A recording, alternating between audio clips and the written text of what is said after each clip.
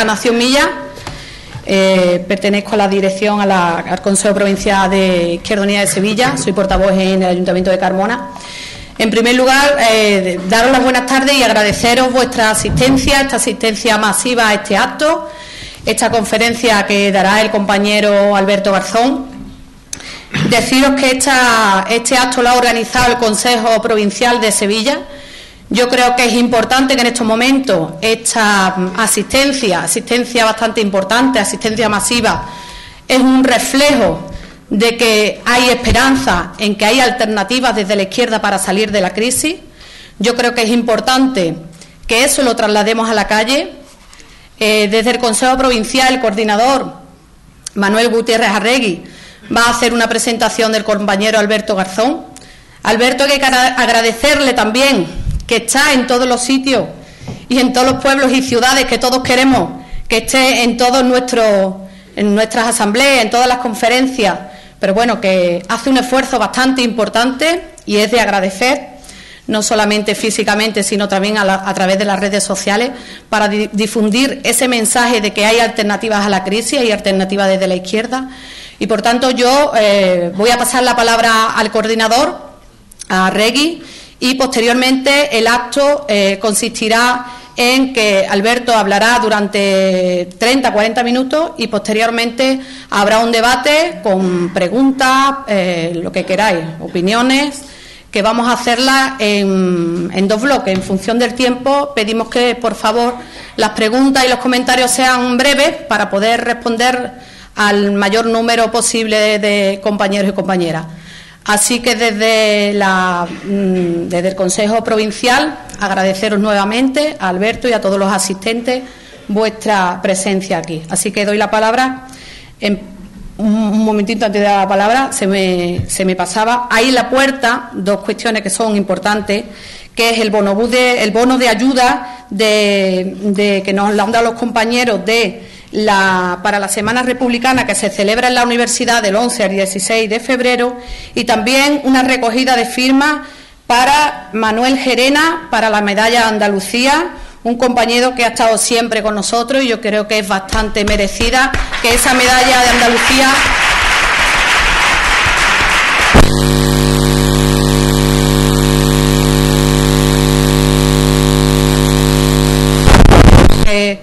que es justo que firmemos todos y todas para que esa medalla de Andalucía 2013 se le conceda a este compañero por esa lucha incansable que ha tenido siempre. Así que le doy la palabra al coordinador Manuel Gutiérrez Arregui. Muchas gracias.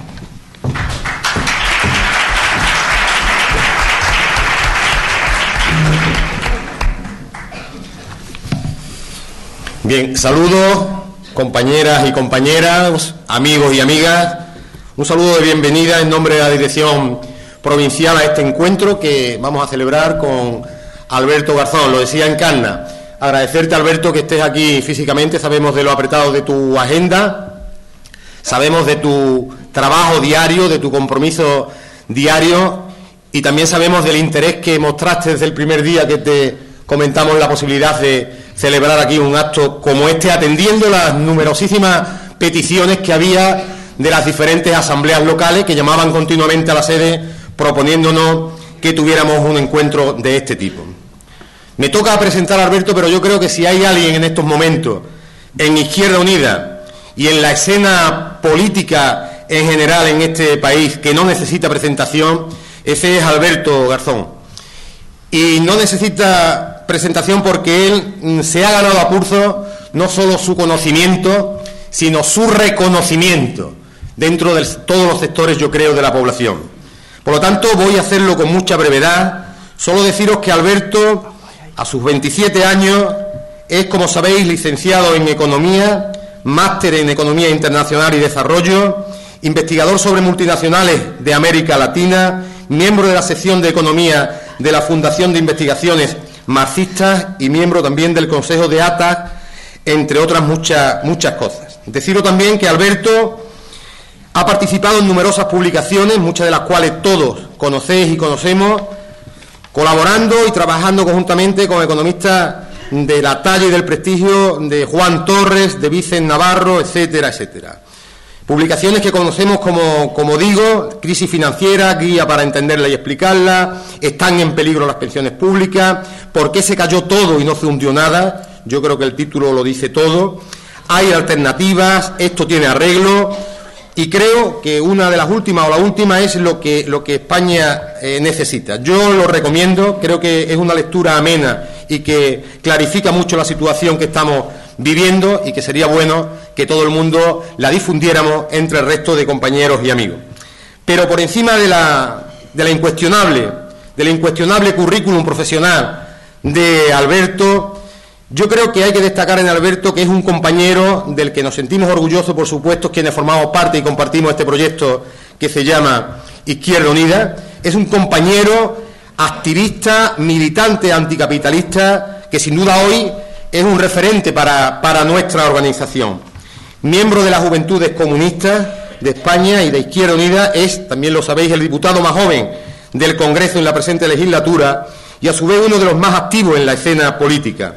Con un discurso sencillo, claro, rotundo y contundente también a la vez, compagina su intensa actividad parlamentaria con la lucha en la calle, en la movilización y en la reverdía. Y tiene a sus espaldas miles de kilómetros y cientos de intervenciones porque acude allí donde le reclama la sociedad civil. Él afirma una y mil veces que no es tiempo de liderazgos individuales, sino de liderazgos colectivos. Referencia su pensamiento teórico en el marxismo desde el convencimiento de que la política es la forma de transformar las ideologías en hechos concretos y que para ello es necesario previamente, lógicamente, tener una mínima base teórica que sustente esta supuesta ideología.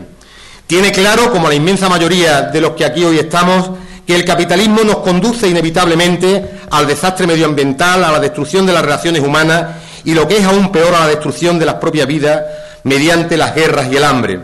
Todo ello, compañeros y compañeras, en un contexto donde las principales instituciones económicas del mundo, en alianza con los gobiernos de los estados más poderosos, están aprovechando la crisis económica para endurecer la ofensiva neoliberal, imponiendo las exigencias que dictan los mercados especulativos sin ningún tipo de escrúpulos. De ahí que a la vez que las miserias del sistema capitalista afloran cada vez más, paradójicamente son mayores los esfuerzos que este sistema hace para ocultarlas y, organizando cualquier tipo de maniobra, sobre todo a través de medios de comunicación de masa, esconder las culpas y responsabilidades, o aumentando, como en otros casos, la represión policial para intentar callar las protestas de una población indignada.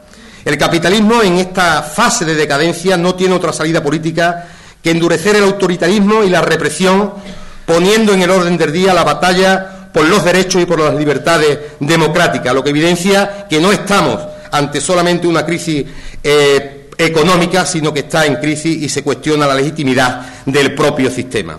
Hablando de libertades democráticas, os voy a contar algo que puede parecer anecdótico, pero que es un mensaje claro y que debe hacernos reflexionar. Ayer, a esta hora, en un pueblo muy cercano a donde hoy nos encontramos, en Burguillos, un alcalde del Partido Popular expulsaba a un concejal de Izquierda Unida porque se presentaba en el Pleno con un pin de la bandera republicana. Es un ejemplo que no puede caer en lo anecdótico porque tiene un mensaje tremendamente peligroso.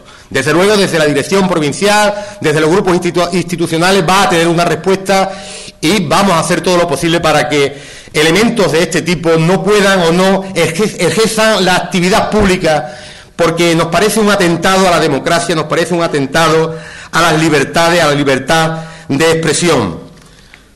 Este hombre debió confundir, lo decía ayer yo a algún medio, debió confundir el Burgos, la ciudad de Burgos, allá por 1939, cuando se impuso el golpe militar, con el pueblo de Burguillos en el año 2013. Es un auténtico neofascista y es un auténtico peligro en la provincia de Sevilla y debemos de conocerlo y debemos de dar una respuesta contundente porque no es la primera vez que actúa de esta manera. Pero al margen de eso, que como digo no debe de ser anecdótico, creo que es el momento de recuperar las ideas, de recuperar el pensamiento que señalaron al capitalismo como un cáncer para la humanidad y que abogaron por superar el mismo. Por eso nuestra obligación hoy más que nunca es crear las condiciones para superarlo, poniendo en marcha alternativas basadas en la rebelión democrática y en la necesidad de un modelo político, social y económico totalmente alternativo. Todo ello teniendo muy presente, y también debemos reflexionar sobre el tema, en la ofensiva ideológica sin precedente que ha puesto en marcha la derecha en este país para reducir al máximo las políticas, la democracia y a sus propios representantes. Estamos trabajando en ello y os invitamos a que lo hagáis. Se trata en estos momentos de ser capaces de concretar desde la movilización, de concretar un programa político-social alternativo que seamos capaces de poner al servicio de esos miles, de esos millones de hombres y mujeres que sufren la dramática situación a los que les ha llevado una crisis que ellos no provocaron y con la que ellos nunca tuvieron nada que ver. Como Alberto ha manifestado, ha afirmado y ha demostrado con datos objetivos, estamos ante una crisis no solo económica, sino también ideológica y estructural que afecta absolutamente a todo, incluida la propia democracia a la que estamos obligados a recuperar. Por eso Alberto habla y pone sobre la mesa alternativas estructurales radicalmente diferentes a la que hoy están poniendo la derecha, a la que hoy están poniendo la socialdemocracia, a la que hoy están poniendo otros. De eso viene hablando Alberto, y con él os dejo, no sin antes reiterarle nuestro agradecimiento porque comparta esta tarde con nosotros.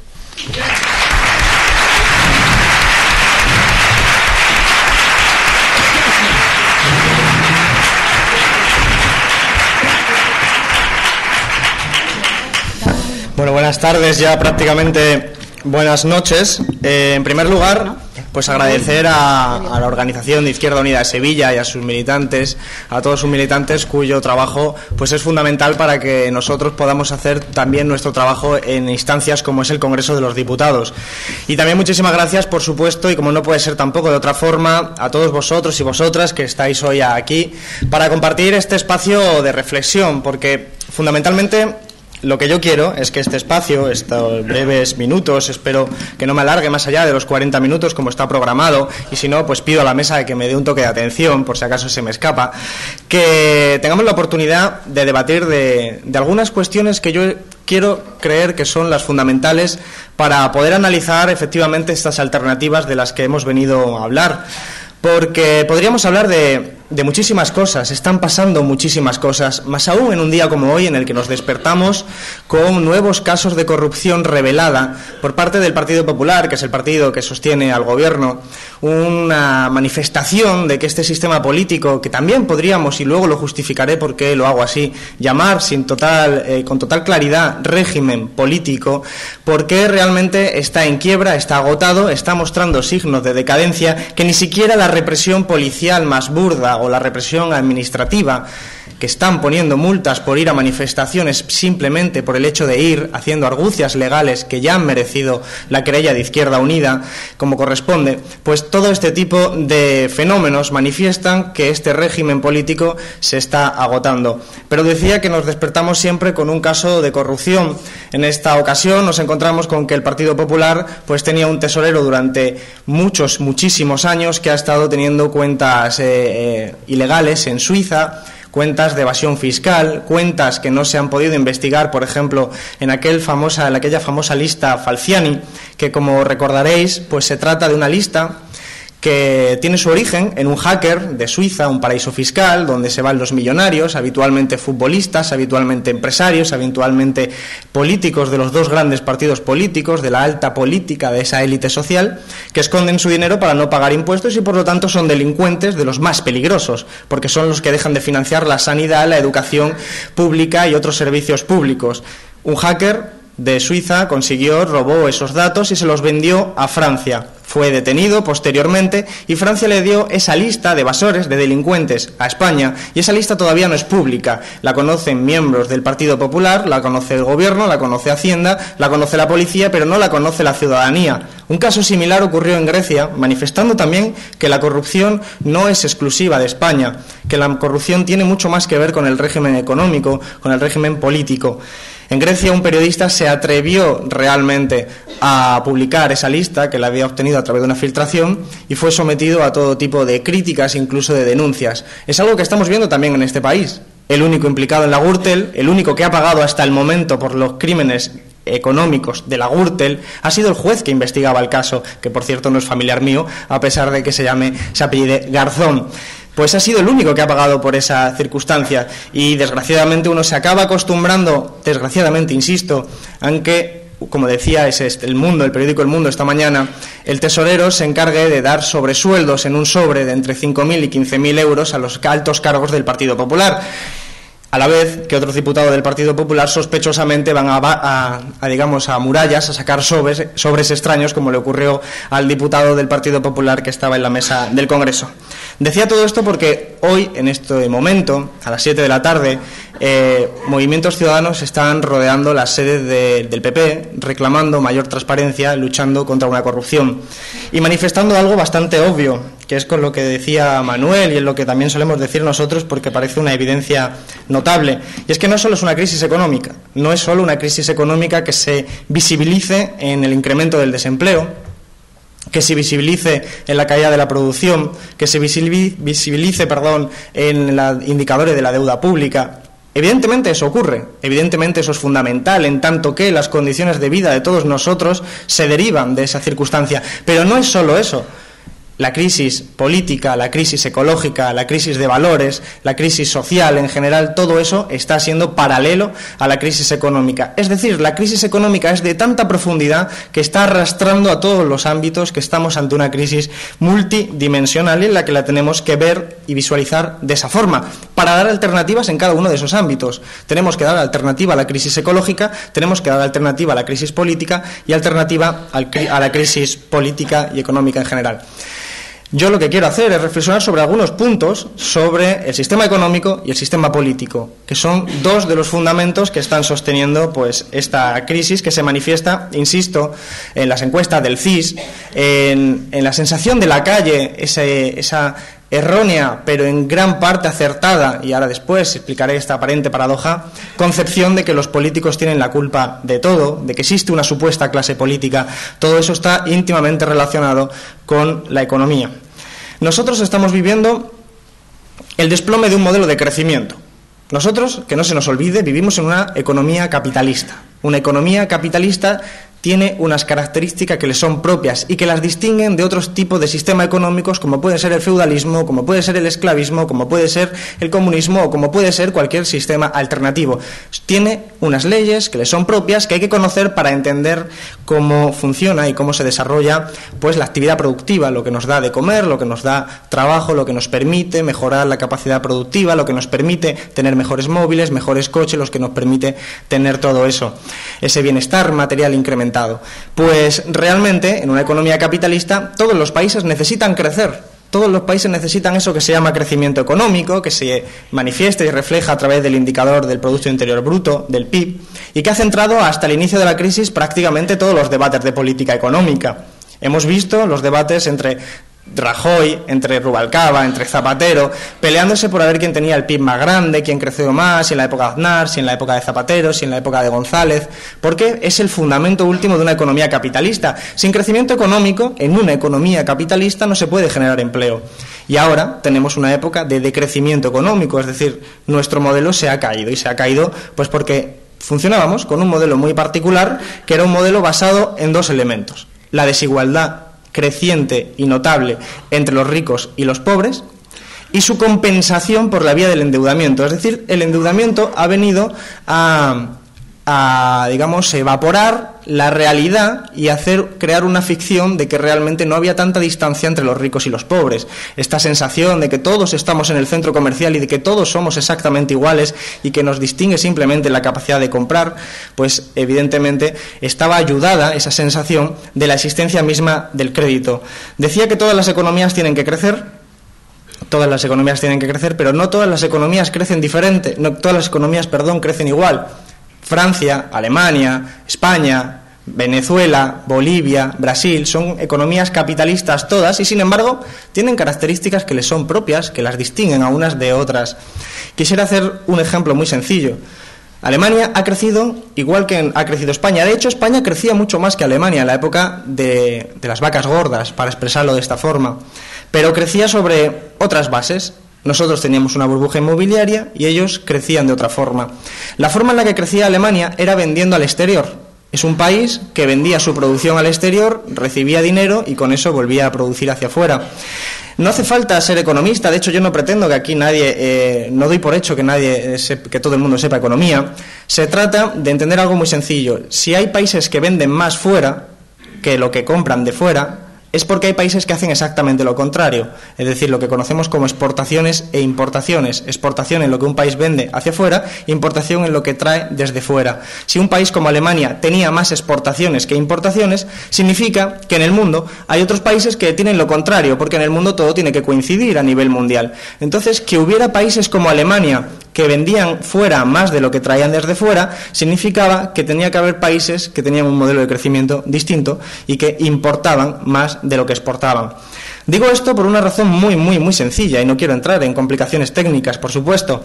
Se trata de entender que Alemania ha crecido gracias a que España crecía, y España crecía gracias a que Alemania crecía. Son modelos hermanos, modelos simbióticos. De hecho, no es casualidad que ahora que España lleva ya bastante tiempo de crisis, y no solo España, sino Portugal, Grecia, Alemania también está entrando en crisis. También está decreciendo porque Alemania vendía sus productos también a los países que están en crisis ahora. Y como ahora nuestros países están sin capacidad de comprar productos, nos estamos empobreciendo, países como Alemania entran en crisis porque no tienen a quién venderle la producción. Esto es importante por una razón, porque voy a explicar un círculo que va a ser muy sencillo de entender. Veréis, un directivo alemán lo decía de una forma gráfica y yo creo que bastante representativa. Decía: nosotros vendemos coches a los españoles y les prestamos en el dinero con el que comprarlos. Y esa realidad, que nos puede parecer al principio paradójica, decir, bueno, ¿cómo es posible? Eso es el modelo de crecimiento de la Unión Europea en términos económicos. Alemania vendía productos a España, voy a centrarlo y simplificarlo en España, pero también a Portugal, también a Grecia y a otros países, vendía a España y España recibía dinero de Alemania para poder comprar esos coches. ¿Cómo funcionaba el sistema? Muy sencillo. Las empresas alemanas venden coches a los españoles. Como tienen dinero añadido de los beneficios, lo dejan en el sistema financiero alemán. El sistema financiero alemán tiene entonces dinero que lo tiene que mover, porque los bancos, ya sabéis, tienen que mover el dinero para hacer más beneficios. Pues estos bancos alemanes se lo prestaban a los bancos españoles. Los bancos españoles recibían ese dinero para prestarlo. ¿A quién? A las empresas españolas. ¿A qué empresas? A las empresas que fueran más rentables. Y como teníamos una burbuja inmobiliaria, fundamentalmente, en torno al 65% de los créditos, se lo prestaban a las empresas de la construcción e inmobiliaria y de vivienda. Se lo prestaban a estas empresas y estas empresas, gracias a ese dinero, podían seguir construyendo vivienda y de esa forma podían dar empleo. Como todo funcionaba, como se daba empleo, la gente se endeudaba con el sistema financiero para comprar esa vivienda, las empresas se endeudaban, aquí había un endeudamiento muy importante, pues en principio el sistema funcionaba. Hasta que un día estalla la burbuja inmobiliaria y ¿qué ocurre? Ocurre que ya nadie quiere comprar una vivienda y como nadie quiere comprar una vivienda, las empresas no quieren construir más vivienda. Como no quieren construir más vivienda, despiden albañiles, fontaneros, gente que te pone el pladul, gente que te pone el aire acondicionado, dejan de pedir productos a las cementeras, entonces se va extendiendo la crisis, quiebran las empresas de la construcción, las inmobiliarias, las viviendas, todas las que gestionan las viviendas, y el sistema financiero español, nuestros bancos, se quedan con todo ese negocio. ¿Pero con qué se quedan? Con la deuda. Y esto es lo que yo lo quiero centrar, la deuda. ¿Y por qué lo quiero centrar en la deuda? Ya que he hecho este esquema, porque la deuda es el instrumento que se está utilizando hoy en día para desmantelar los servicios públicos. Pero ojo, es que resulta que no es nuestra deuda. He traído unos datos representativos, actualizados de esta mañana. España en el 2012 debía un 366% de su PIB. España como conjunto, todo junto, es decir, tenemos en cuenta los bancos, tenemos en cuenta el Estado, tenemos en cuenta las familias, tenemos un 366% sobre el PIB de deuda. ¿Qué quiere decir esto para los no economistas? Pues quiere decir que si nosotros ganamos 1.000 euros al año, por ejemplo, pues deberíamos en torno a 3.600 euros. Entonces está claro que necesitaríamos como mínimo más de 3 años y medio para poder pagar la deuda. Eso es lo que le pasa a la economía española. Tiene una deuda acumulada enorme. En general, eso no nos tendría por qué decir nada, porque, por ejemplo, Italia tiene un 310% del PIB, el Reino Unido un 494% del PIB y Japón, que es el líder, 511% del PIB de deuda. Lo que pasa es que esta como es algo no conocido fundamentalmente por la gran parte de la ciudadanía, las cuestiones relativas a la deuda, por eso lo quiero traer aquí. Lo que pasa es que con esta excusa nos han vendido aquello de que hemos vivido por encima de nuestras posibilidades y que como debemos tanto dinero, lo que tenemos que hacer es pasar una época de penitencia, al más puro estilo católico, que consiste en recortar, en ver cómo nuestros derechos son mermados, son recortados, y tenemos que aceptarlo acríticamente y sin protestar. Pues bien, realmente no es nuestra deuda. Los que más endeudados están son las empresas no financieras, que tienen en torno al 131, es decir, las empresas tienen en torno al 131% de deuda. Eso es las empresas no financieras. Los hogares, el 82%, y el Estado, el 41%. Esto quiere decir que no todos han endeudado de la misma forma. Se han endeudado aquellos que más han jugado a la ruleta rusa, al casino, en la burbuja inmobiliaria. Empresas, hogares, y si fragmentamos los hogares con los datos en la mano, lo que pasa que tampoco se trata aquí de soltar todos los datos, son los hogares más ricos los que más se han endeudado y luego los menos ricos. Y después ya el Estado. Por cierto, para acabar con elementos populistas, lo diré también, el Estado es fundamentalmente una deuda derivada del Estado central, de la Administración central, luego que es en torno al 30%. Luego van las comunidades autónomas, en torno al 5,8%, y luego las administraciones locales, los ayuntamientos, en torno al 2,8%. Es importante esto para cuando alguien venga y diga que la culpa son de los ayuntamientos o de las comunidades autónomas. Son de los que menos están endeudados. El Estado está muy poco endeudado. La mayor parte de la deuda corresponde a las empresas y a los hogares más ricos. Por lo tanto, no es nuestra deuda, pero fundamentalmente es una deuda debida al sistema financiero. Es decir, el sistema financiero es el que debe el dinero. Si recordáis lo que acababa de decir, el sistema financiero, voy a resumirlo con bancos, los bancos alemanes prestaron mucho dinero a los bancos españoles. Ahora mismo, en este momento, los bancos españoles deben más de 300.000 millones de dólares a los bancos alemanes. Entonces ocurre una cosa que todos vamos a comprender con facilidad. Si yo soy una familia y de repente tengo unos ingresos y tengo unos gastos, es decir, tengo unos ingresos derivados de mi trabajo y tengo unos gastos para pagar la hipoteca, para comprar la alimentación, y de repente me quedo sin empleo, pues los ingresos se me recortan, pero las deudas que tengo las sigo teniendo igual y también tengo que seguir comiendo. ¿Qué ocurre? Que el Estado no hace nada por mí. Eso es lo que le está pasando a la gente que no puede pagar su hipoteca, pierde su casa, se va debajo del puente y todavía sigue debiendo el valor, la deuda por el valor de la casa o de la deuda que le quedaba. Eso está pasando.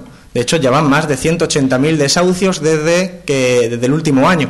Entonces, nos encontramos con esa situación. Nos ponemos ahora en el lugar de una empresa. Igual aquí algún empresario. Si nos ponemos en el lugar de una empresa, lo entendemos de la misma forma. Tenemos ingresos derivados de los beneficios y tenemos deudas. Préstamos con los bancos, tenemos unos gastos, tenemos que pagar salarios, etcétera. Pero como la gente se está empobreciendo, ya no viene a nuestra tienda, entonces ya no tenemos beneficios, los ingresos se nos recortan, pero tenemos que seguir pagando salarios, tenemos que seguir pagando deudas. ¿Qué ocurre? Que quiebra como le está ocurriendo. Y salvo que sea una gran empresa privada, por ejemplo, como las autopistas o como pueden ser el equipo de fútbol que acaban de nacionalizar esta mañana, el Valencia, que se lo ha quedado la Generalitat. El Valencia ya somos todos, gracias a la Generalitat. Salvo que sean situaciones así, que se explican más desde el lado político de relaciones personales que desde el lado económico, salvo que sea así, la empresa quiebra. Por supuesto, si es una empresa del barrio, que no espere que el Estado le ayude de ninguna de las posibles formas. Pero llegamos a la tercera opción. Las empresas financieras, los bancos o las cajas, tienen también ingresos que hacen de la especulación, de prestar con el dinero que le prestan a otro. Ya sabéis que los bancos funcionan de esa forma. Yo dejo mi dinero en el banco y me dan un 1%, y ese dinero se lo presta a otro al 5% y la diferencia es su dinero. Ellos, el dinero de los bancos, el beneficio proviene de la especulación de mover el dinero de un lado hacia otro.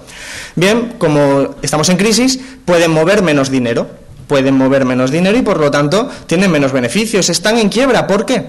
Porque de repente ellos tienen una cosa que son el activo, que es lo que tienen, que son viviendas, que se han quedado como consecuencia de que las empresas inmobiliarias han quebrado. Esto cualquiera lo puede ver cuando pasea por todas las ciudades, incluida Sevilla, pues podrá ver urbanizaciones enteras que son propiedad de los bancos, que se le han quedado porque el constructor pues se quebró y le dejó todas las viviendas construidas o en proceso de construcción al sistema financiero.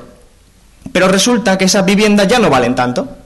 Resulta que esa vivienda que en el papel pone que vale, por ejemplo, simplificando, 1 millón de euros, si lo quisiera vender no sacaría ni 100.000. Entonces ocurre que realmente el banco tiene muchos problemas, porque tiene que reconocer que no tiene 1 millón, que tiene 100.000 y que tiene 900.000 de pérdidas. ¿Cómo lo hace? Pues entonces sí viene el Estado. Viene el Estado con algo que se llama banco malo.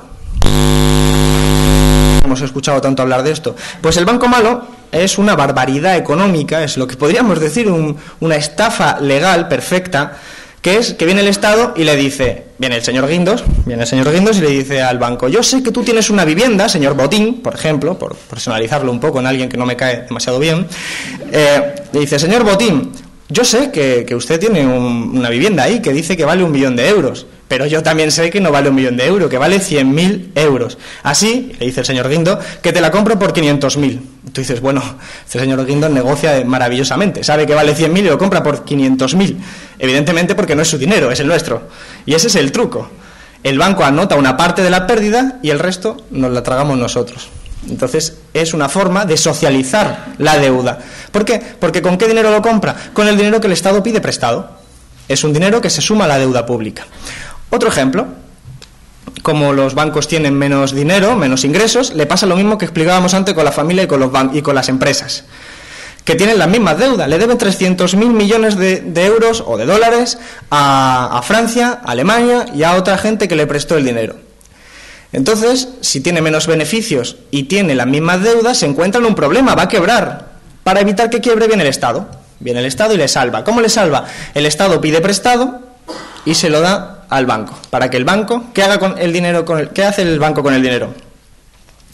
Esto es lo que le han llamado el rescate al sistema financiero. Rescate al sistema financiero. Muy bien, rescate al sistema financiero sería rescatar a sus trabajadores. No, hay ya más de 30.000 despidos en la banca. Más de 30.000 despidos. ¿Sería rescatar a la gente que fue estafada por las estafas preferentes? No. Todos los estafados por las estafas preferentes, que han sido estafas realmente bochornosas y realmente deberían ser ilegales, pero lo peor de todo es que son estafas legales, pues todas esas personas van a perder gran parte de sus ahorros con una quita. Por ejemplo, Bankia está pidiéndole una quita del 40%.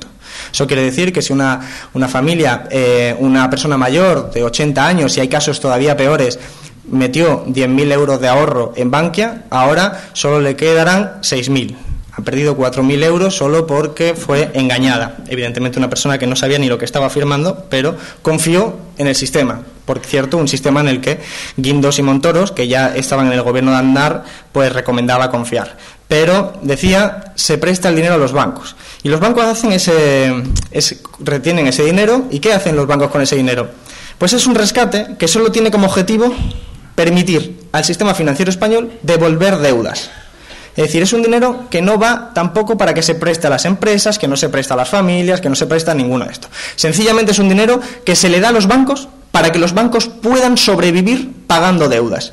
Por eso ocurrió algo muy curioso que seguro muchos conocen. El rescate financiero de 100.000 millones de euros que se firmó entre el Gobierno de España y la Troika, en el llamado memorándum, no se debatió en el Congreso. No se debatió ni se votó, por supuesto. Sí se debatió y sí se votó en el Congreso, en el Parlamento alemán. ¿Y por qué en el Parlamento alemán? Pues la gente que lo votó en el Parlamento alemán y que estaban a favor, el partido de Merkel, le dijo a sus votantes: no os preocupéis, que todo este dinero no es para salvar a los bancos españoles, es para salvar a nuestros bancos. ¿Por qué? Porque si el Estado no ayuda al sistema financiero español, el sistema financiero español quiebra, pero deja de pagar las deudas al sistema financiero francés y alemán y quiebran ellos. Por lo tanto, es la Troika, comandada fundamentalmente por Alemania, por el poder financiero alemán, la que decide que hay que salvar al sistema financiero español para que sigan pagando las deudas. Es una forma de autorrescate maravillosa, porque parten de un dicho bastante gracioso que dice: si yo debo 1.000 euros al banco tengo un problema, pero si yo debo 1 millón de euros al banco es el banco el que tiene el problema. Y esto es lo que está pasando con el sistema financiero español. Debe tanto dinero al sistema financiero alemán y francés que el problema no es del sistema financiero español, es del sistema financiero francés y alemán, que como quiebra el sistema financiero español, quiebran ellos también. Pero entonces pasamos a la deuda pública, que claro, como ha habido que rescatar a los bancos, como el desempleo creciente con motivo del desplome del modelo ha llevado a que hay que pagar prestaciones por desempleo a más gente, como se hizo un plan de estímulo para construir más y más cosas, que lo hizo Zapatero, pues ha crecido la deuda. Ha crecido la deuda y se ha ido ya en torno al 65%, se prevé que llegue al 80 y pico % en este año.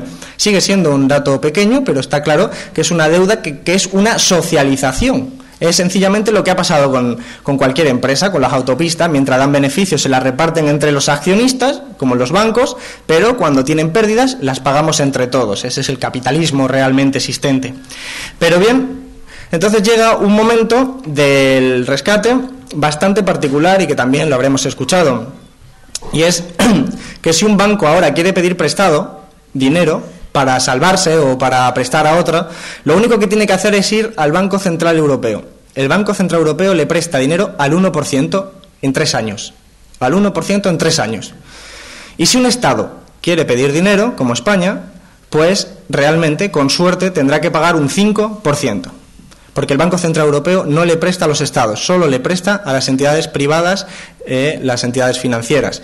Esta distorsión es curiosa porque el Banco Central Europeo es una entidad pública. Es una entidad pública aunque sea independiente, de hecho ese es el truco que hablaré a continuación. La arquitectura europea ha sido diseñada desde el principio, y esto es algo de que Izquierda Unida tiene que estar orgulloso, porque ha sido la única formación actualmente en el Congreso que así lo ha estado denunciando desde el principio, la única formación que votó en contra de Maastricht, realmente, de las que están ahora en el Congreso, porque es una construcción que estaba diseñada para obligar a hacer planes de ajuste, obligar a hacer recortes de forma progresiva y ahora en la crisis de forma radical, como estamos desgraciadamente viéndolo. El Banco Central Europeo parte de una concepción que a nadie le será ajena y estamos acostumbrados, sobre todo después de los casos de Grecia y Italia. Hay unos economistas que se olvidaron de que la economía era algo que el Marx, los clásicos, incluido Adam Smith, David Ricardo, llamaban la economía política.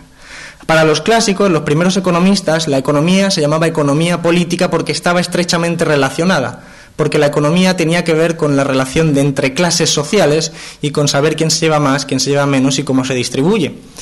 Pero con el tiempo llegaron otros economistas que dijeron que la economía era algo absolutamente alejado de la política, que era neutro, que se podía hacer economía como el que hacía física, que se podía hacer una ciencia exacta sin dependencia de las ideologías. Esta percepción de lo que fuera la economía llevó, por ejemplo, al premio Nobel Robert Lucas a decir en el 2005 que ya nunca más habría una crisis. Como podéis comprobar, siendo premio Nobel, pues llama la atención que un físico experto y preciso acierte de tal forma, ¿no? Realmente es algo preocupante, porque cuando la Unión Europea empieza a tomar signos claros de neoliberalismo, se diseña a partir de ese principio. La firma del Acta Única en el 86, la firma de la Constitución, particularmente Tratado de Maastricht en el 92, hacen ese argumento. Por un lado están los economistas, que saben lo que todos queremos, y por otro lado está toda la gente que habla de economía, pero que realmente no sabe lo que quiere. Ese es su pensamiento. Por un lado los que saben, y por otro lado la plebe, la gente que discute en los bares, pero que no tiene ni idea y que mejor que no se meta en los temas. Por lo tanto dicen, ¿cómo podemos evitar que la gente que no sabe vote con el mismo valor que la gente que sabe? Y entonces diseñan instituciones como el Banco Central Europeo, que estén comandadas por gente economista, pero que no pueda ser tocadas. Son instituciones que están muy lejos del alcance de la ciudadanía.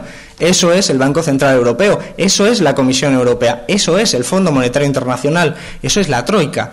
La Troika es eso, una institución alejada de la ciudadanía que toma decisiones antidemocráticas en tanto que está absolutamente alejada, pero que se supone que está guiada por aquellos que saben, los técnicos, los precisos, los que no supieron predecir la crisis y todos estos economistas. Esto que estoy diciendo es grave. Estoy diciendo que no existe democracia. Estoy diciendo que la ciudadanía no tiene la capacidad hoy en día, en el entramado institucional actual, de tomar decisiones sobre su futuro. Nos podemos hacer la pregunta: ¿quién toma las decisiones sobre la sanidad, las pensiones, la educación? ¿Quién la está tomando? ¿La está tomando la ciudadanía? ¿Lo estamos tomando nosotros? ¿Lo está tomando acaso el Partido Popular, que votó en un programa electoral que no está cumpliendo? ¿O lo vota acaso o lo decide la Troika, que es quien está imponiendo. Voy a poner un par de ejemplos claros. Cuando Portugal hizo los primeros planes de ajuste, la gente salió a la calle a protestar, a reclamar que esos planes de ajuste no eran constitucionales. Recordemos que la Constitución de Portugal, incluso después de 6 modificaciones desde la Revolución de los Claveles, todavía reconoce que se camina hacia una sociedad socialista en la Constitución.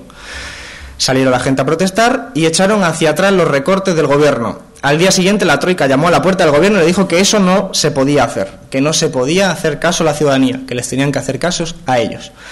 Un día en el Congreso nosotros íbamos a debatir el Banco Malo, que acabo de explicar antes. Nosotros planteamos 101 enmiendas al Partido Popular de modificación y sustitución y supresión del proyecto del Banco Malo. No solo Izquierda Unida, sino el resto de grupos. 101 enmiendas. Y aparece el portavoz del Partido Popular, trae todos los folios, los pone encima de la mesa y dice: os voy a reconocer una cosa, no los hemos leído, pero no vamos a aprobar ninguna.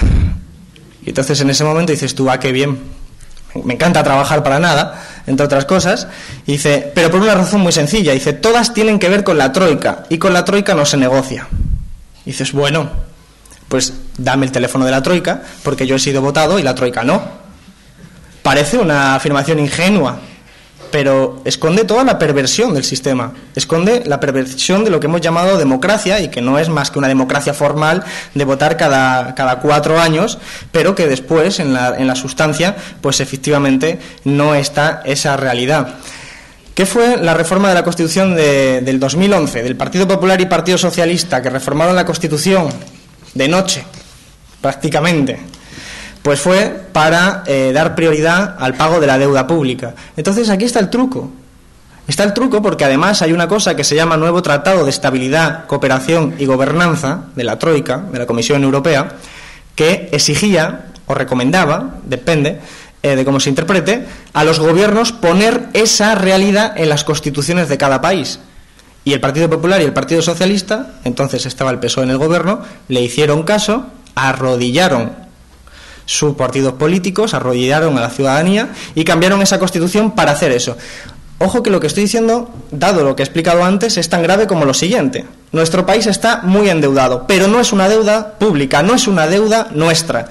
Los gobiernos toman decisiones para que ya sí sea nuestra. Caso del Valencia, caso de Bankia, lo que era privado, lo que durante mucho tiempo fueron los regalos a los Rato y compañía, pues ahora se convierte en nuestras pérdidas. Ya es nuestra deuda para todos nosotros. Y nos dicen, y ahora pagarla es la prioridad. No se puede hacer otra cosa que pagarla. Y entonces es cuando automáticamente te justifican los recortes. Es toda una estrategia, pero una estrategia que no es malévola. No penséis que yo creo que Rajoy realmente se levanta por la mañana pensando en cómo fastidiarnos a todos nosotros. Lo hace, pero no creo que lo piense. Lo que estoy diciendo es que hay una estrategia económica detrás. No me da tiempo a entrar en ella, pero la voy a resumir y además a todos nos va a sonar claramente. Una economía capitalista tiene que crecer, tiene que encontrar una forma de crecer. España ha estado creciendo con una burbuja inmobiliaria. Países como Alemania han estado creciendo vendiendo productos fundamentalmente de alta tecnología, como coches, medicamentos, helicópteros, todo tipo de bioquímica, vendiéndola al exterior. Ahora, en una economía capitalista necesitamos un nuevo modelo de crecimiento. Un nuevo modelo de crecimiento, algo que producir y algo que vender. Y la Troika ha decidido que nosotros no podemos competir contra Alemania, también fundamentalmente porque la Troika es Alemania, y no quiere que nos modernicemos, nunca lo ha querido, por eso nos desindustrializó en la entrada de la Unión Europea. Porque ¿para qué vamos a vender nosotros helicópteros si ya vende helicópteros Alemania? ¿Para qué vamos a vender productos de alta tecnología si ya vende Alemania? Nosotros no podemos competir contra ellos, que ellos no han pasado una dictadura de 40 años, como sí la han pasado dictaduras militares como Grecia, Portugal o España. De ahí un gran atraso económico. No podemos competir contra Alemania. Entonces la Troika dice, pues vosotros vais a competir, pero en otra liga. Vais a competir contra China, contra los países del este. Tenéis que vender los productos y que os lo compren a vosotros y no a los chinos. ¿Sabéis lo que significa eso? Sabéis perfectamente que significa que hay que tener trabajadores chinos. Y me voy explicando. Quiere decir que tengamos condiciones laborales chinas, condiciones laborales de alta precariedad y flexibilidad, porque competimos en un mundo global capitalista todos los trabajadores contra todos los trabajadores. De ahí que hagan una reforma laboral, de ahí que les moleste la sanidad, de ahí que les moleste la educación, de ahí que les moleste los impuestos, de ahí que les moleste realmente todas las conquistas conseguidas por la izquierda en decenas de años. Esa es su estrategia económica. Por lo tanto, es una estrategia racional para salvar al capitalismo. Es una estrategia racional porque quieren salvar al capitalismo español por la vía de convertirlo en una especie de China nueva. Y además, si de paso se permiten que los que íbamos a los hospitales públicos y a las universidades públicas ahora tengamos que pagarle a un empresario privado, fundamentalmente del Partido Popular, y hacerle dinero, pues mira, han ganado el doble. Han conseguido polarizar a la población y encima se siguen enriqueciendo. Por lo tanto, ante lo que nos encontramos, y lo hemos dicho en numerosas ocasiones, es ante un país en vías de subdesarrollo. Vamos a polarizarnos y nos estamos polarizando absolutamente. Actualmente la tasa de riesgo de pobreza en España es del 27%, entre los jóvenes del 33%. Hay hoy 626.900 familias sin ningún tipo de ingreso, absolutamente nada, ni prestaciones sociales, ni ingresos laborales, ni ingresos de ninguna naturaleza, que están sobreviviendo por las redes sociales, familia fundamentalmente, y ayudas del ahorro, de lo que hubieron ahorrado en algún momento. Por lo tanto, estamos hablando de una situación explosiva. En cualquier momento puede ocurrir cualquier tipo de evento que no tiene por qué ser tan inocente o ingenuo como pudo ser el 15M, a pesar de toda su profundidad. Sin embargo, no tuvo ningún elemento violento, como hemos podido ver en Grecia, pero se están dando las circunstancias para que gente que ya no puede comer, gente que ya no puede encontrarse en esta situación, pues tenga que hacer una salida que no es nueva en una sociedad capitalista. Y esto que lo digo con todas las de la ley, porque cuando planteamos alternativas, la primera que nosotros hemos planteado es el impago de la deuda pública. Si no es nuestra deuda, nosotros no pagamos. Claro que eso tiene consecuencias. Tiene consecuencias y significa que el sistema financiero alemán, el sistema financiero francés van a tener que hacer pérdidas, van a tener que repartir los costes de la crisis. Va a tener otro tipo de consecuencia de carácter económico que van a implicar una reformulación absoluta de lo que es la Unión Europea, para desmitificar que la Unión Europea es lo que nos habían vendido como la unión romántica de los pueblos de Europa. Y no es en absoluto eso.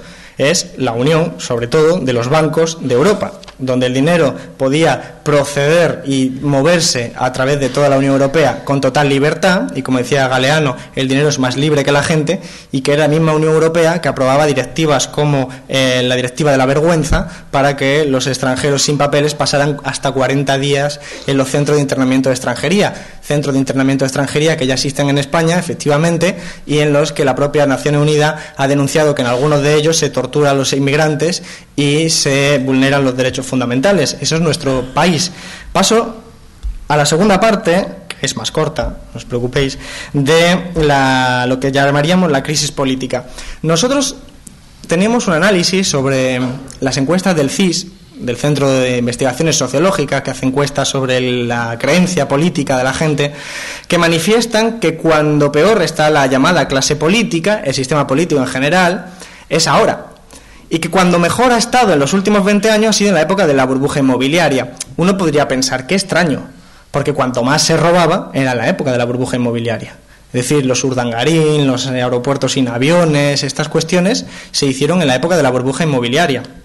Es ahora cuando se están viendo algunos elementos, pero esto lo que nos revela es que la crisis política está estrechamente vinculada a la crisis económica. De hecho, cuando la economía va entre comillas bien y se proporciona empleo, la gente suele ver bien a los políticos, a pesar de que roben y a pesar de que se sepa que roben. No olvidemos Valencia, a Camps, no olvidemos a Fabra, que le toca la lotería cada año. No olvidemos ese tipo de cuestiones y no olvidemos que son elegidos por mayoría otra vez en las elecciones. Y sin embargo ahora que falta el empleo es cuando surge esa crítica. ¿Por qué? Porque la gente empieza a cambiar la conciencia y la concepción del mundo. Yo lo suelo decir también al principio de las charlas, en esta ocasión evidentemente no ha sido al principio. Vengo dando charlas mucho tiempo de muchos temas, diversos temas, desde el 2008. Los 2 primeros años de la crisis, cuando terminaba y empezábamos el turno de pregunta, la gente me decía, Alberto, tú como economista, ¿cuándo crees que va a acabar la crisis? Y evidentemente eso manifestaba una forma de entender la economía y una forma de entender la crisis. Para esa persona, la crisis era un accidente. algo, una disfunción en el modo normal de acontecer, y que en algún momento se acabaría y volvería a tener una vida normal, volvería a tener trabajo y volvería a vivir como vivía antes de la crisis. Esa era la pregunta que todo el mundo me hacía prácticamente. Hoy ya no me la hace nadie, lo cual es interesante porque refleja que la gente ya ha entendido que la crisis está aquí para quedarse y que es estructural y afecta a todo el sistema.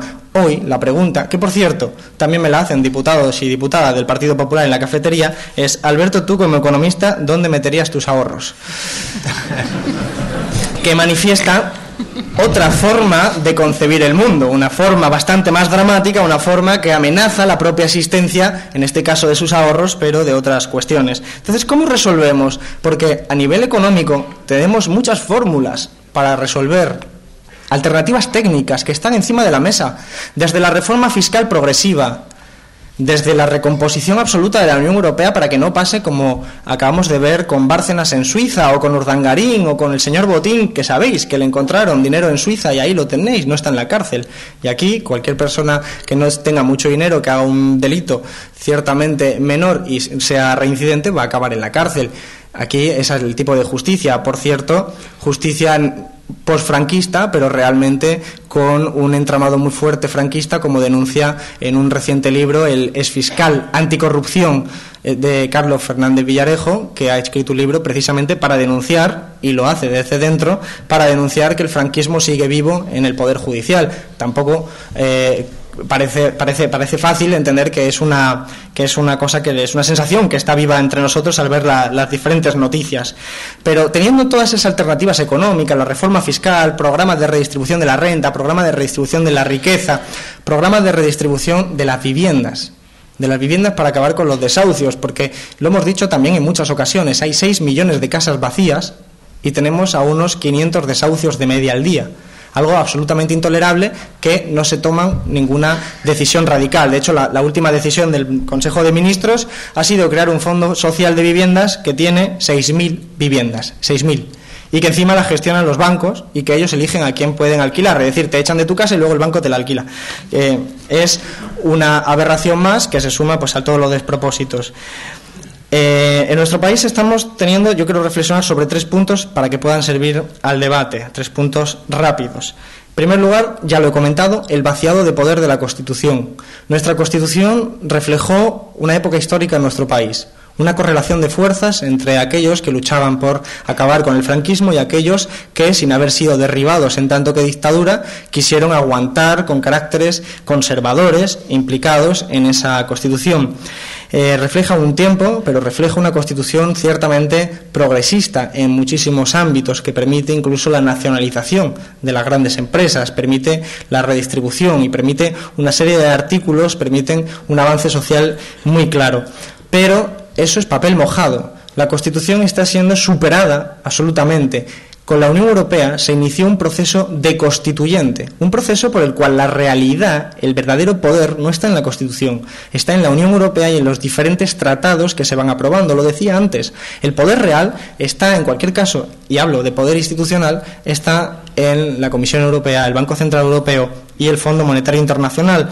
Realmente esos son quienes ostentan el poder institucional y quienes están sujetos a una gran cantidad de lobbies, de grupos de interés en la Unión Europea, que hacen que realmente tomen decisiones de una naturaleza antisocial y, sin embargo, que no podamos hacer nada con ellos.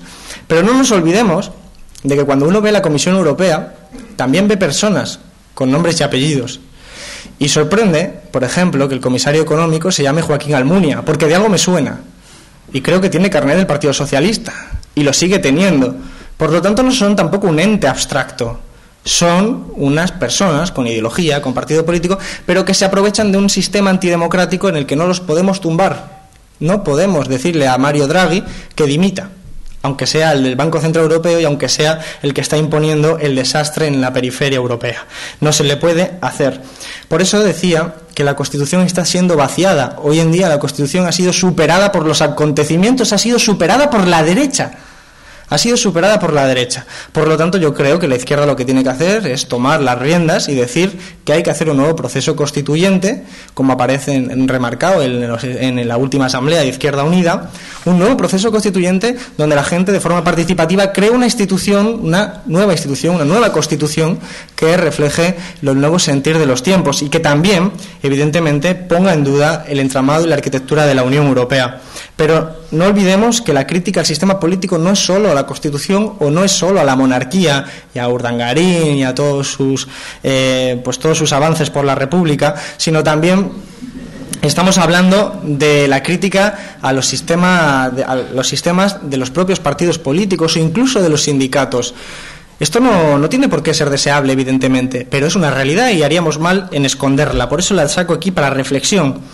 Los partidos políticos, tal y como están configurados, pues son estructuras fundamentalmente pues bastante rígidas que al final distorsionan, se alejan de la gente. Uno de los éxitos del Partido Comunista, uno de los éxitos históricos, ha sido siempre estar en las asociaciones de vecinos, estar con la gente en la calle, y una de los podemos decir que son vicios que hemos tenido en los últimos años ha sido institucionalizarnos, meternos en los despachos y esperar a que la gente venga, llame a nuestra puerta y arreglemos los problemas. Nos ha desconectado de la calle y yo creo que es un elemento de reflexión que debemos hacer, porque si por ejemplo Izquierda Unida se caracteriza de algo bastante claro y se diferencia del Partido Popular y del Partido Socialista, es que mientras el PP y el PSOE son partidos políticos clásicos, Izquierda Unida tiene la suerte de ser un partido político y un movimiento social que permite pues esa apertura a la calle, esa conexión más poderosa. Evidentemente no es fácil todo esto,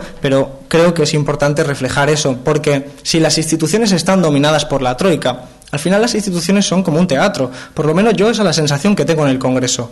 Evidentemente, en las instituciones se puede hacer mucho, sobre todo en lo local. Se puede hacer mucho dentro de un marco determinado. Pero ya sabéis que en el Congreso, cuando yo subo, no hay nadie. No hay nadie, absolutamente. Hay 20 personas con suerte, y aquí también está Felipe Alcaraz, y en su tiempo pasaba exactamente lo mismo. Evidentemente se trata de una situación que refleja algo. ¿Qué refleja? Refleja que cuando yo subo allí, resulta que las 20 personas que están además cuchicheando, hablando entre sí, diciendo que se jodan, esas cosas que hacen, realmente están haciendo eso y me molestan a mí. Es decir, cuando la gente dice, joder, es que no hay nadie, yo digo, que no haya nadie, que es mucho mejor para mí, que me están molestando, porque ya sé que no van a votar lo que yo esté debatiendo. De hecho, es que no podíamos llamarlo debate, creo que es un insulto llamarlo debate, porque ellos ya saben lo que van a votar antes de que yo hable. Yo o cualquier otro, evidentemente, lo estoy poniendo como ejemplo. De hecho, ya se puede votar 72 horas antes del debate. Es absurdo. O sea, es absurdo. Le dices tú, bueno, claro, tú subes allí y te encuentras que ya no eres un político, eres un actor. Y al final acabamos con Tony Cantó allí, normal.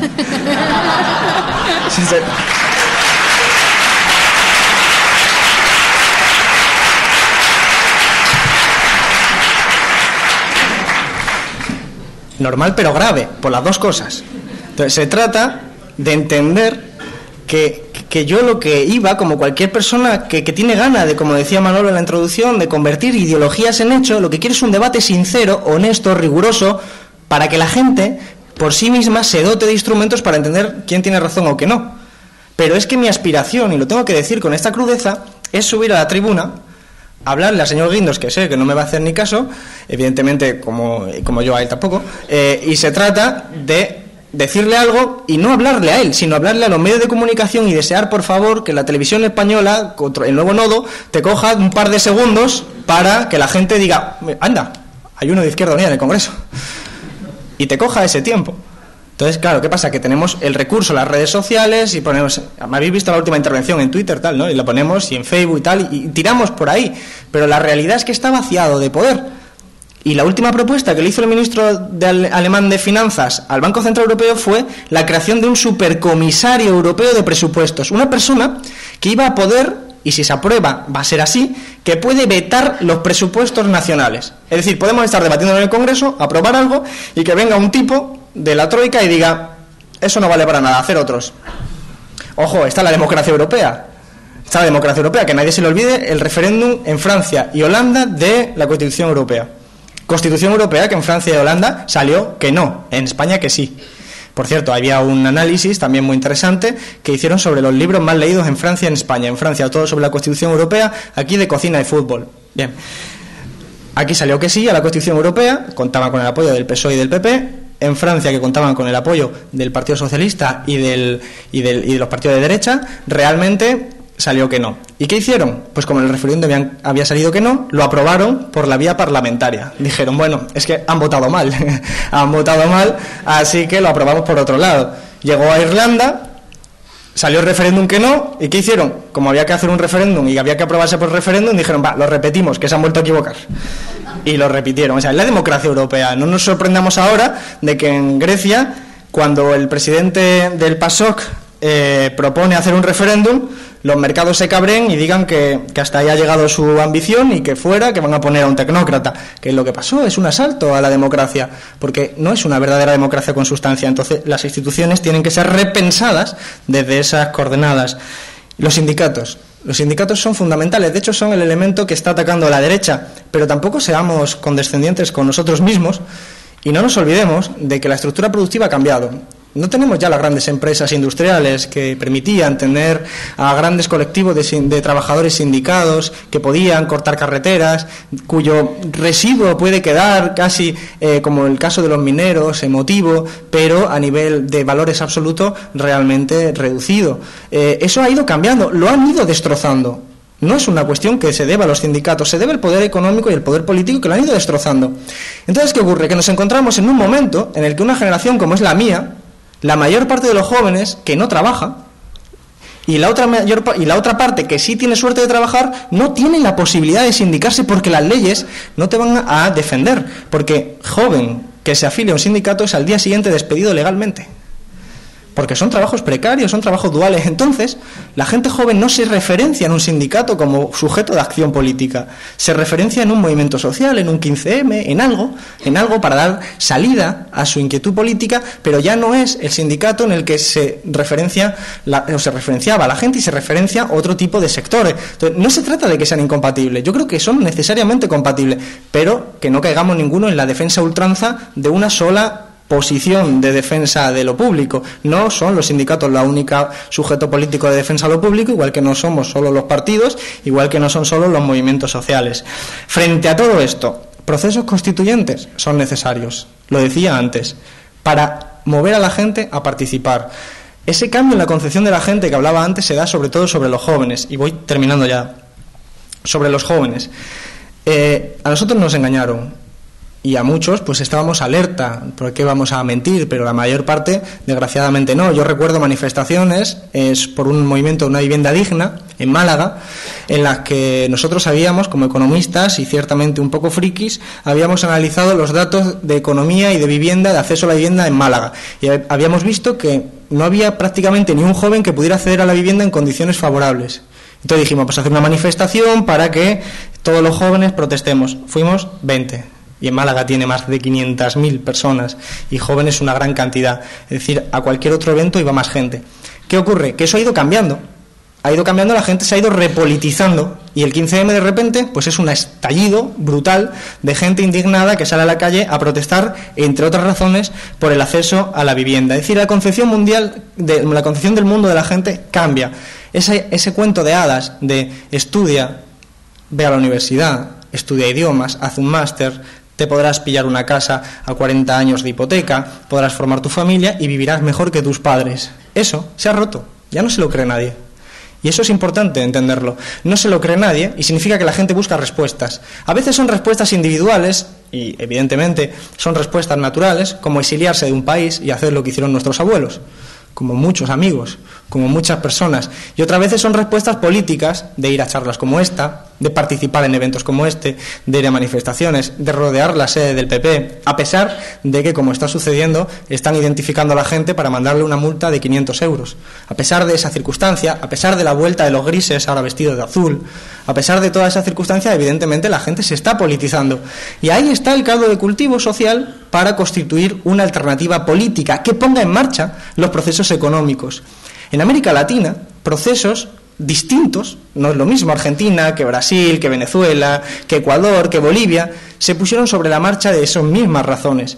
Y tenemos que ser abiertos de mentes y examinar esos y analizar esos fenómenos que se llegan analizando mucho tiempo en España, porque en Venezuela, en Ecuador, en Bolivia hicieron nuevas constituciones, por ejemplo, pues para prohibir las privatizaciones. Pero no nos tenemos que ir a estos solo 3 países. En Uruguay se cambió la constitución para prohibir la privatización del agua. Aquí nos la van a privatizar en nada. La sanidad ya no la están cayendo encima, y la única reforma de la Constitución fue para todo lo contrario. Entonces se trata de avanzar en cambios institucionales que nos permitan crear esa base social. Creo que hay muchos elementos que cambiar. Ecuador también cambió su Constitución para impedir la socialización de la deuda. En el 2008 Ecuador cambia su Constitución para impedir que la deuda que era privada se convirtiera en pública. Con la Constitución de Ecuador, en ese artículo, no hubiera pasado lo de Bankia y no nos hubiéramos tenido que tragar todos los despilfarros de Bankia. Pero no nos olvidemos del final. Necesitamos una regeneración política absoluta. Esto no quiere decir que solo sea una regeneración de gente nueva. No se trata de eso. Se trata de las estructuras, de las instituciones. La corrupción es estructural en este país. Es una herencia del franquismo. Aquí no hubo una transición real. Aquí se legalizaron partidos y se le dio un toquecito, un barniz. Pero la oligarquía del franquismo, ¿dónde está? ¿Qué pasó? ¿Desapareció? No, sigue estando con nosotros y sigue manejando la rueda del poder. Un artículo que investigaba el poder, que no los gobiernos, el poder económico, insisto, porque si después en las preguntas saldrá, me imagino, el tema de Andalucía, gobierno no es poder. Tener el gobierno no es tener el poder. Y esto se lo podemos preguntar a Zapatero, que cuando intentó hacer algo se dio cuenta de que no tenía banca pública, no tenía empresas públicas, no tenía nada, y cuya máxima aspiración era pedirle a Botín, por favor, que se portara bien. No le hizo ningún caso, evidentemente. Frente a esta realidad, este estudio planteó lo siguiente. Cogió los consejos de administración de las grandes empresas, ya sabéis, estos consejos de administración donde están Rato, donde está Urdangarín, hasta que los expulsaron de Telefónica. Se dice que Bárcenas va a ser fichado por Telefónica. No.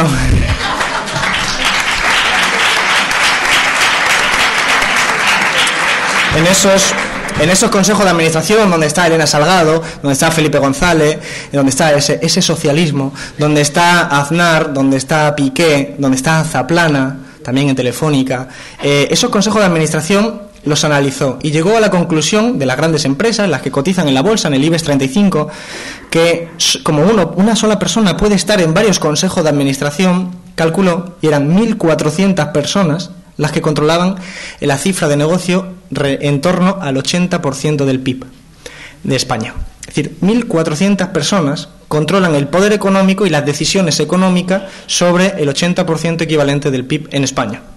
¿Quiénes son? Pues son eso, la élite política que cuando termina de ser ministros contratada por sus amiguetes, a los que les hicieron favores, o a los que, como en el caso de Endesa, se privatizaron empresas, o como en el caso del Güemes, en la sanidad de la Comunidad de Madrid. Pero también está la oligarquía franquista. No nos olvidemos que el señor Botín, con quien solemos hacer muchas bromas, el señor Botín, aunque sea de forma consorte, es marqués. No nos olvidemos de todas esas cuestiones. El franquismo sigue vivo, porque no se hizo una revolución. Se hizo una falsa transición que legalizó partidos, se benefició de un contexto de modernización, entre comillas, y ahora que se nos viene abajo, pues nos damos cuenta de que las prácticas corruptas, caciquiles, clientelares del franquismo están ahí. Son eso que vemos todos los días. Por lo tanto, hace falta también una regeneración institucional profunda. Y a nivel europeo, una especie de ALBA latinoamericano. Grecia, Portugal, padecen las mismas circunstancias, los mismos dramas que nosotros y tienen las mismas problemas económicos estructurales que nosotros y proponen las mismas recetas. De hecho, antes os he comentado lo de la lista Falciani de evasores fiscales, en los que, según las filtraciones que tenemos, también hay gente del PSOE, altos cargos, y que esa lista acabará saliendo. Esa lista salió con el nombre de lista Lagarde para Grecia. Es decir, Francia, cuando tuvo la información robada por el hacker, se la quiso vender y se la dio a los gobiernos de Grecia y España, que la ocultaron. El gobierno de Grecia la ocultó durante 2 años hasta que un periodista la desveló. El gobierno de España todavía no ha dicho nada al respecto. Entonces se trata de que están ayudándose ellos mismos. Son ellos. sea, que no podemos esperar otra cosa más que una movilización social absoluta. En esa movilización social es en la que nos vamos a encontrar muchos, miles de personas. Evidentemente no es un proceso fácil, pero, insisto, las propuestas económicas están, hay miles de economistas críticos poniendo alternativas a este sistema económico capitalista, a esta situación, para crear empleo mañana mismo, pero nada se puede hacer sin una base social detrás, nada se puede hacer si no hay gente dispuesta a seguir ese camino, ese proceso, podemos llamarlo revolucionario, transformador, que cada uno le ponga el apellido que quiera, pero realmente hace falta esa base social que apoya eso, porque si no lo hacemos nosotros, y lo debatíamos antes ahí con Juan de, lo debatíamos, realmente si no lo hacemos nosotros, lo va a hacer la extrema derecha, como pasa en Grecia. Solo cuento esto antes de terminar. En Grecia, hablando con uno de Syriza, me comentó lo siguiente. Me dijo, los recortes son tan duros que ya no hay policía en muchos barrios.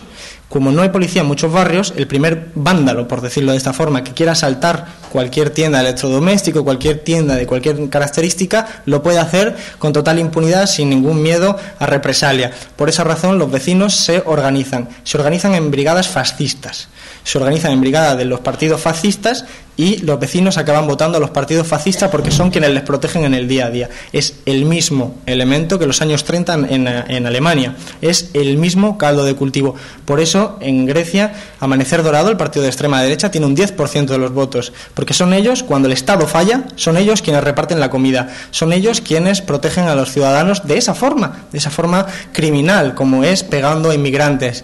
Pero esa es la realidad. O sea, no tapemos los ojos. Si nosotros no estamos para defender a la ciudadanía, para defender a los trabajadores, serán la extrema derecha la que venga a rescatar al capitalismo, como en aquella película Novecento, estupenda, del Miserable de Gerard Depardieu, lo digo por motivos políticos, ya sabéis que era ruso.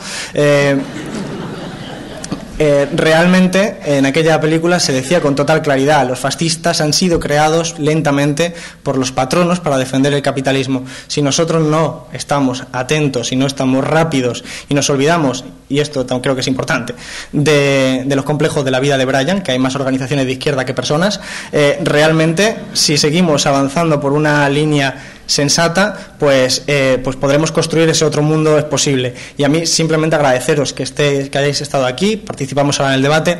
Solo quiero que os quedéis todos y todas con la sensación de que hay que formarse, en el mejor sentido de la palabra, en el sentido de Gramsci, formarse para entender lo que está pasando, dotarnos de herramientas para entender lo que está pasando y actuar en consecuencia, es decir, formarse y organizarse.